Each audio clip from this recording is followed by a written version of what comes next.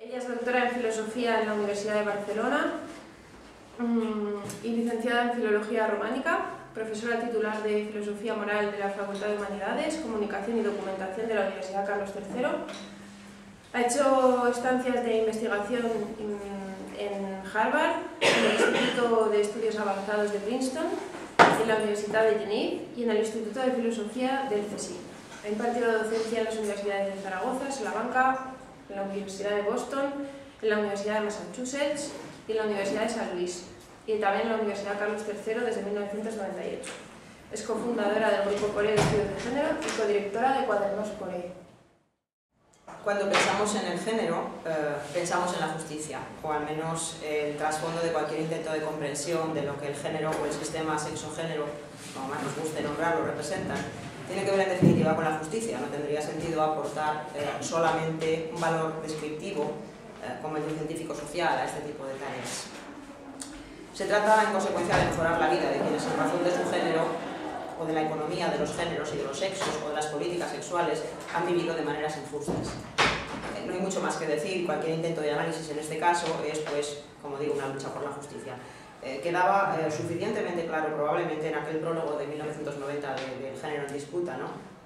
Que decía simplemente que la intención de ese libro del Género en Disputa era descubrir las formas en las que el lector, es que el hecho mismo de plantearse qué es posible en la vida con género queda relegado por ciertas presuposiciones habituales y violentas, y que ese texto también pretendía destruir todos los intentos de elaborar un discurso de verdad para deslegitimar las prácticas de género y sexuales minoritarias. Bueno, es cierto que quizá la trayectoria de Judith Butler es lo suficientemente larga y rica en modulaciones como para quedarnos simplemente con esto, o con algo como esto, ¿no? Como afirma algunas lectoras, como Lynn Segal, en un artículo ya relativamente viejo, que se llama algo así como Después de Judith Butler, ¿para qué las identidades? O algo así, ¿verdad? Pero precisamente esa trayectoria se ha ido enriqueciendo en los aspectos más obviamente morales y quizá políticos, que a juicio de algunos o de algunas reconducen o incluso contradicen posiciones iniciales. Más bien con lo que a partir de esa posición, que podemos llamar inicial, pudiera sugerirse, porque me parece que es lo más interesante para mis fines, obviamente, ¿no? Más que realizar una exégesis de la obra de Butler, en cualquier caso, o de ponerla sobre la mesa con algún afán crítico o apologético, o ambos quizá, pero que para ello hay personas mucho más, vamos, infinitamente más autorizadas en esta misma sala, sin duda. Me planteo analizar muy brevemente algunos de los problemas que desde el punto de vista de la justicia, insisto, se producen cuando se piensa en una perspectiva en que el género, o el sistema sexo-género, o la diferencia sexual son suficientemente relevantes. Y específicamente intentaré decir algo, como digo, un lugar común acerca de lo que la noción de lo queer, o de un sujeto o no sujeto, quizá habría que decir queer, puede aportar en este contexto. Entiendo que las viejas discusiones, nunca del todo canceladas, entre posiciones universalistas y sus contrarias, se reproducen con mayor o menor sutileza en los debates feministas, y precisamente esa es una de las razones, o quizás la razón por antonomasia de su ineficacia en ocasiones y del cansancio que los feminismos podrían llegar a provocar, aunque lo cierto es que en general se adopta una u otra posición sin mucha reflexión, cuando se trata de activismo, quiero decir, ¿no? Incluso cuando se trabaja en contextos académicos con problemas conceptuales graves, en ocasiones también parece olvidarse precisamente que como tales problemas permanecen abiertos. Me propongo, pues, defender seguramente con argumentos endebles la modesta tesis de la necesidad de plantear lo queer como posibilidad válida para salir del callejón sin salida, que plantea la discusión universalismo-particularismo cuando se trata de pensar la justicia o los principios de justicia a partir de los problemas relativos a los sexos o a los géneros. Esta intervención, entonces, simplemente tratará, en lo que sigue, de rodear o de reflexionar acerca de esa cuestión, que sencillamente se puede plantear así. ¿Necesitamos ser quizá universalistas para pensar propiamente en la justicia? Si es así, ¿hay salida para las aporías del universalismo y sus consecuencias? Porque estimo que es precisamente en esta cuestión donde se instala el principal problema teórico, quizá no solo teórico, de los feminismos, y por más que estemos habituados a aceptar una crítica consabida contra, en fin, a veces estamos habituados a aceptar una crítica consabida contra la academia, que se supone se mueve en un mundo ajeno a los intereses de los ciudadanos o simplemente complica lo que debería ser más simple, etcétera, etcétera. En todo caso, contra esta presión, creo que se puede objetar fácilmente que en realidad no lograremos transformaciones políticas si no logramos previamente transformar nuestros sistemas conceptuales, o al menos si no logramos al mismo tiempo, paralelamente, transformar nuestros sistemas conceptuales, porque la política probablemente es muchas veces la otra cara de nuestros sistemas conceptuales o se fundamenta en ellos al menos. Quizá incluso a veces es la otra cara de la metafísica. Si hablamos de género, como decía, hablamos de justicia o de injusticia. Si tratamos de hablar de justicia o de luchar contra la injusticia, tenemos que adoptar una postura razonable y coherente en torno a dicha noción. Las tipologías de los feminismos, como decía hace un instante, responden a maneras diferentes de interpretar la justicia, obviamente. La igualitarista o universalista, la particularista o diferencialista, como bien sabemos. Si el feminismo puede dar la impresión de fatiga, es justamente en la medida en que se ha mostrado no totalmente eficiente en la consecución de los objetivos básicos relativos a la justicia, precisamente. Analíticamente ha logrado establecer líneas de interpretación muy apreciables, pero a la hora de sostener y de implementar medidas de justicia, como sabemos, no puede decirse que se haya logrado no solamente poner en marcha realmente todas las medidas necesarias, cosa que respondería meramente a las deficiencias de las instituciones humanas, sino que tampoco se reconocen unánimemente qué tipo de medidas son las necesarias. Ejemplos no nos faltan, desde las políticas de acción positiva, los salarios para el ama de casa, a las políticas laborales de los trabajos a tiempo parcial o la denominada conciliación, etcétera, etcétera. Todos estos ejemplos hacen patentes simplemente diferencias e incluso distorsiones en las propias personas interesadas en este tipo de temas. La tensión entre igualdad y diferencia señala, precisamente, en el nivel conceptual, la imposibilidad de acuerdos entre fórmulas de feminismo que se adscriben a una versión universalista o no de la justicia. ¿Qué ocurre si uno es universalista en este contexto? Lo que sabemos, se fracasa por el exceso de abstracción o por la exigencia de abstracción. ¿Qué ocurre por su parte si uno es particularista? Probablemente que su visión de la justicia está sesgada y que carecer de principios universales impide realizar una analítica metaética que permita juzgar la validez de medidas o reglas particulares. Traducido al ámbito del feminismo y sus modalidades, sabemos perfectamente que el problema que se ha encontrado y que convierte a estas modalidades en callejones sin salida es el defecto o el exceso de reconocimiento de lo particular. Probablemente el problema radica en que todas las ideas en torno a la justicia se elaboran a partir de una antropología o de una metafísica determinada incluso, que a su vez determina esas ideas en torno a la justicia y sus consecuencias. Es precisamente ahí donde debemos fijar la atención para tratar de seguir adelante y es precisamente ahí donde ciertas tesis como las de Butler, creo, podrían sernos de ayuda. Al menos ciertos puntos de partida de Butler, ¿no?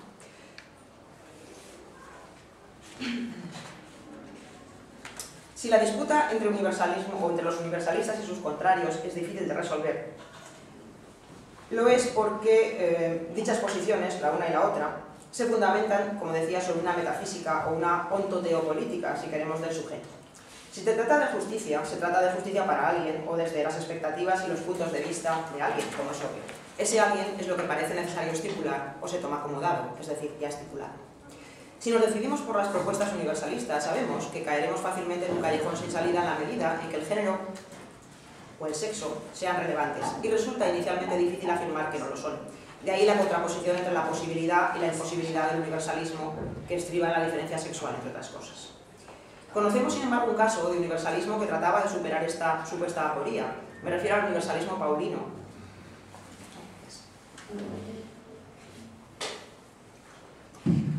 Como Daniel Boyarin, un exégeta de San Pablo, entre otras cosas, ¿verdad?, explica en su artículo Pablo y la genealogía del género, un artículo del año 2003 muy entretenido de leer, por cierto.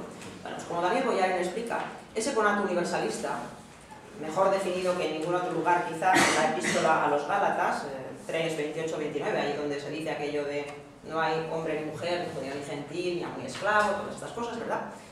Bueno, pues este conato universalista, digo, parece, en el caso de las mujeres en particular, entrar en flagrante contradicción consigo mismo si leemos, por ejemplo, la epístola a los Corintios, que normalmente se interpreta como una muestra de conservadurismo paulino sin ninguna fisura, ¿no?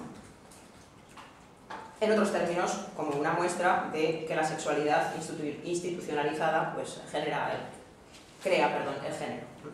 Sin embargo, esa autocontradicción, que no diría mucho del autor, es decir, de San Pablo en este caso, queda felizmente resuelta, al parecer, si asumimos la estrategia analítica de Boyarin y también la del propio Pablo de Tarso, el cual nos enseña que el género es la consecuencia de una política sexual, para empezar. Pero el hecho de que ese género hace imposible una posición universalista y exige pues abstraer las políticas sexuales o en otros términos el carácter sexuado de los seres humanos para poder prever unas políticas universalistas. Solo hay un tipo de mirada que ve correctamente sin distorsiones las cosas como son, todos iguales en el interior, es decir, según el espíritu, en la terminología paulina. Diferente de todos iguales, perdón, todos diferentes en este caso según la carne. Solo hay una mirada, en consecuencia, que puede ver en el interior y distinguir, hacer esa distinción tan sutil entre la igualdad según el espíritu y la diferencia según la carne. Esta mirada, esta problemática fundamentalmente nos recuerda que efectivamente solo Dios podría ser universalista. Nuestros ojos no pueden realizar este tipo de estrategia o este tipo de operación estratégica y por ello este mundo es imperfecto y condena a algunas, particularmente algunas, pero también a algunos, por ejemplo los esclavos, a una situación subalterna, irrelevante en definitiva, se diría, porque es solo según la carne. Algo que no es sino contingente y en consecuencia pasa pronto. Obviamente no es una opción muy satisfactoria y desde luego de ninguna manera responde ni de lejos a las ambiciones de justicia de la mayoría de los seres humanos. Si para acceder a la justicia o a la igualdad hemos de contar con un dualismo básico que nos permita abstraer en el nivel correspondiente las determinaciones del sistema sexo-género, por ejemplo, o en otras palabras la biopolítica sexual, la propuesta no cosecharía muchos éxitos cuanto a la probabilidad. El problema del universalismo, pues, queda bien definido. O somos sujetos abstractos, asexuados, o establecemos un ámbito puro, sin compromisos con la sexualidad, con los cuerpos, etc. En el que pensamos como iguales, como iguales, el ámbito que ve el ojo de Dios, siempre desinteresado de lo que no es eterno. Pero ¿qué interés tendría esa justicia?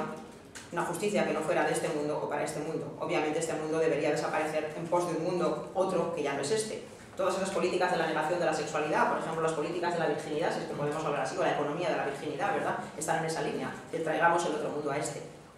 Lo que no es obvio es que esa vieja crítica perciba en todas sus dimensiones y con todas sus consecuencias algo como una aprensión filosófica que podríamos expresar diciendo que no hay igualdad posible sin una igualdad de base ontológica o metafísica.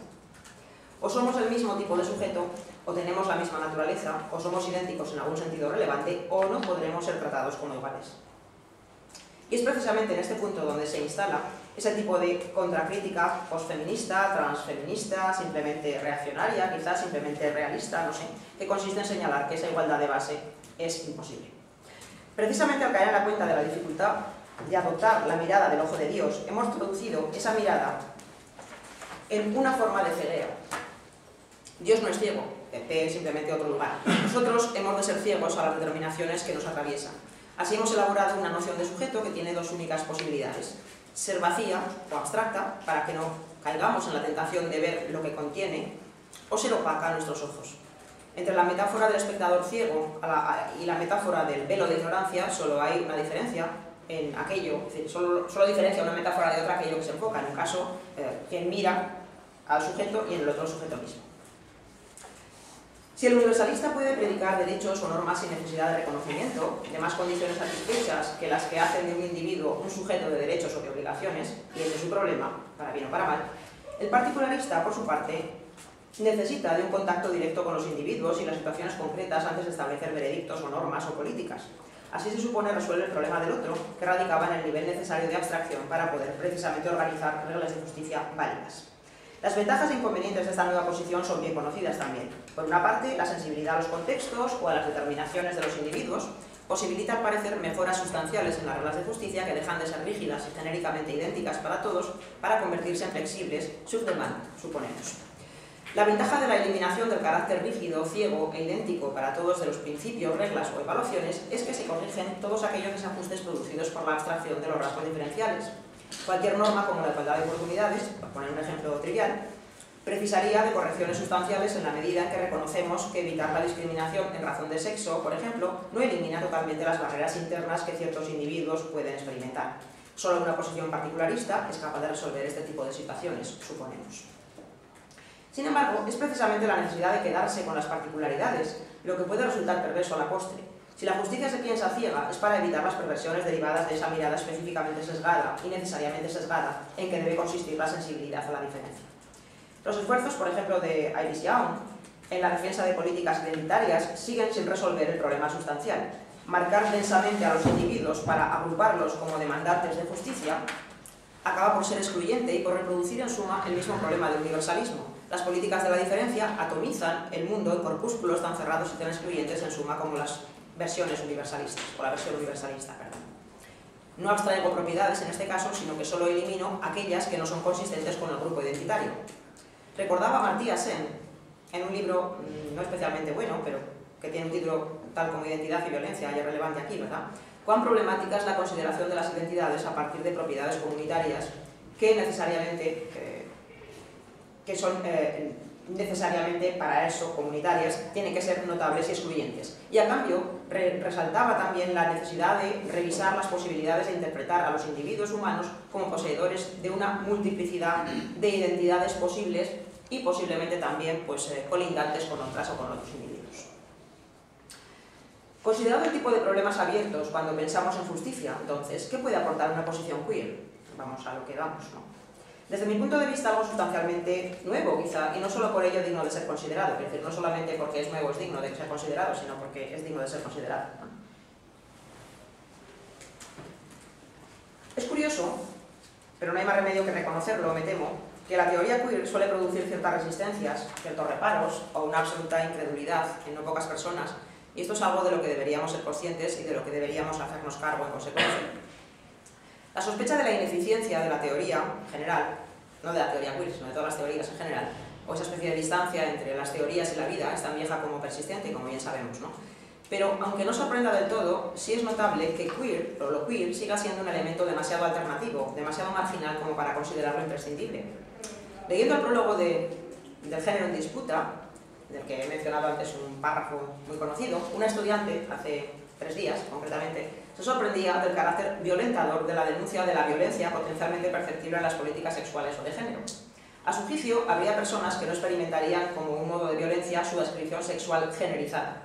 Solo algunas, en otras palabras, lo experimentan de ese modo. Esto es, aquellos individuos cuya subjetividad y o sexualidad parecen manifestarse como excéntricas con respecto a la mayoría de los otros individuos. La alternativa a esa imagen excéntrica no puede ser, naturalmente, aunque solamente contemos con el impulso de la corrección política, ¿verdad?, un marco heteronormativo del que algunos individuos quedan excluidos por su especial modo de ser o su falta de adecuación, su desviación o sus deficiencias o sus deficientes propiedades. Más bien se trata de reconocer, creo que es lo que pretendía decir esta estudiante, la fuerza normativa de las diferencias sin dejar de reconocer a la vez que estas, las diferencias, lo son por relación a algo que no es diferente, utilizando el estilo de Monique Wittig en el pensamiento heterosexual, por ejemplo, ¿no? El problema es que reconocer la fuerza normativa de las diferencias tiene un doble significado, al menos. La diferencia exige reconocimiento y por ello sensibilidad normativa, por una parte, pero al mismo tiempo la diferencia marca asimétricamente la percepción. Yo lo veo a usted diferente, pero usted no me puede ver de ese modo porque yo no lo soy. Parece que quienes critican la segunda ola del feminismo a veces lo hacen desde la percepción de algo como un hiperbólico transformarse en alguien que podría ser admitido en un club de caballeros, pero también quizá desde la excepción de que la solución de la desigualdad no es ser modosita y aceptar que las cosas son como son y hay que transformarse, sino que el proyecto debería ser dinamitarlo todo, ¿no?, con las palabras de Virginie Despentes.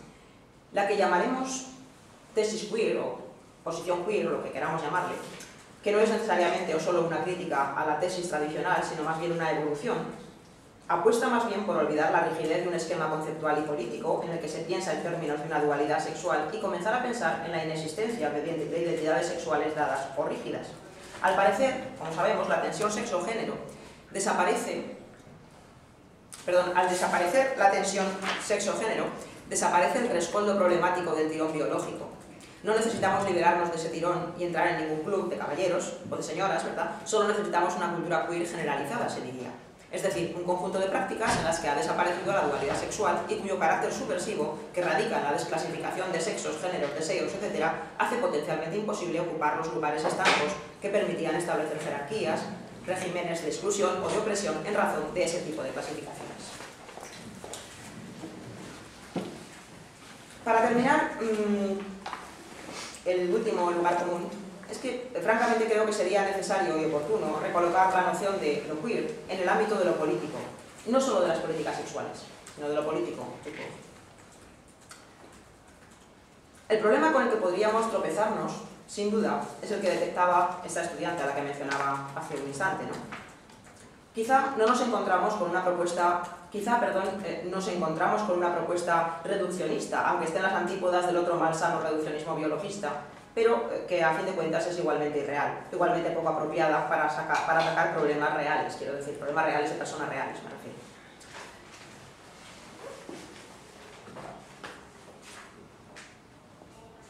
Pero, no obstante, quizá, independientemente de los problemas que pudiera suscitarnos desde un punto de vista descriptivo, ¿verdad? Me parece que la posición es irrenunciable y que políticamente, al menos políticamente irrenunciable. Pensar lo político y pensarnos como animales políticos implica o exige un movimiento conjunto o conjunto de movimientos que deben alejarse de lo biológico, porque esto último nos inscribe en la naturaleza, como bien sabemos, y la naturaleza ni es política ni admite evaluaciones morales. Si naturalizamos la moral o la política, estas desaparecen en realidad, y si afirmamos que no es así, estamos falseándolo todo, lo uno y lo otro, es decir, la naturaleza, la política y la moral. Mi propuesta pues sería tratar de defender lo queer como sustrato político de una política en pro de la justicia, ¿se entiende? Desvinculado de su vocación o supuesta vocación, dado que parece que en algunos casos se interpreta de esta manera, de constituirse en una descripción de algo, en una descripción de estado de cosas del mundo, de personas, de tipos de sujetos, algo por el estilo. El feminismo no hace ciencia, porque no es una ciencia, sino que hace política. Si por hacer la biología impide pensar en una igualdad básica, pues tanto peor para ella, evidentemente. Habremos de establecer niveles de análisis que expresen el orden de relevancia política. La base de esta modalidad de análisis, que no voy ni siquiera a esbozar, sería probablemente arendtiana, ¿no? De Arendt, no hay verdad en política, es lo que ella nos enseñó, entre otras cosas, y de alguna manera se mantendría como objetivo buscar un camino a una justicia que sea sensible a todos y no sesgada con nadie, ciertamente, ¿no? En la línea de David Halperin, cuando decía algo así como que queer no designa una clase de patologías o de perversiones, ¿verdad?, objetivadas, sino que más bien lo único que describe es un horizonte de posibilidad. Bueno, en esa línea. En efecto, desde un punto de vista ingenuo quizá, lo que queer denota, o podría denotar, es meramente y nada menos que todo aquello que queda ocultado tras aquel velo de ignorancia que Rawls proponía como solución a la tensión inscrita en toda teoría de la justicia. La misma para todos, pero corrigiendo los errores derivados de las propiedades específicas. Tras el velo de ignorancia no puede haber sino la indistinción, un conjunto de propiedades sin especificar, o un conjunto de propiedades contingentes, no opacas solo para el otro, sino también para mí misma. Creo que la noción de queer es un buen instrumento heurístico para llegar a este lugar y traducir esa opacidad. Muchas gracias.